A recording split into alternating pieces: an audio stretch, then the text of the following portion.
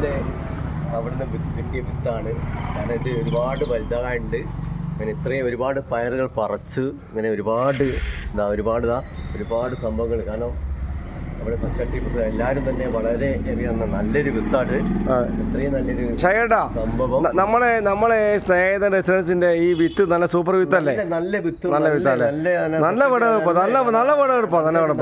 ഈ സീസൺ കഴിഞ്ഞിട്ട് ഇത്രയും പയറ് ഒരു 2-3 കിലോ പിന്നെ അതൊക്കെ അത്രയും വലിയൊരു പിന്നെ ചീര. ഇനി അടുത്ത ചീര കേട്ടോ. ഷയാന്റെ ചീര കൃഷി വളരെയേറെ നല്ല എന്താ പറയാ നല്ല ഇലയായിട്ടുള്ള ഒരുപാട് അത്രയും നല്ലൊരു ഒരു കീടങ്ങളും ഒന്നും ഉണ്ടായില്ല. നല്ല ഹൈബ്രിഡ് വിത്താണ്. ഒന്ന് ഫുള്ള് കാണിച്ചു ഇത് ഫുള്ള് ഷയാന്റെ ഈ പ്രാവശ്യത്തെ കർഷക അവാർഡ് വരെ നേടാൻ ഒരു കഴിവുള്ള വ്യക്തി എനിക്ക് തോന്നുന്നുണ്ട്. ഷൈയുടെ മുന്നോട്ട് പോയിക്കൊള്ളാ. ഇതൊക്കെ ചീര കൃഷിയതാ.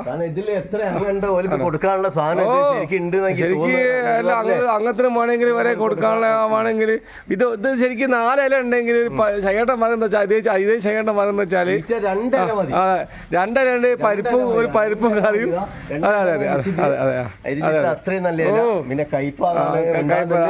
കയ്പ ഉണ്ടായിക്കൊണ്ട് കയ്പ അതിന്റെ ഇടയിൽ കൂടെ ഷൈയുടെ മരം വെച്ചാല് അതിന്റെ ഇടയിൽ കൂടെ ഇടമായി കുടിക്കാൻ കൊണ്ട് ആ കയ്പൊക്കെ ക്ഷീണം പറ്റിയിട്ടുണ്ട്.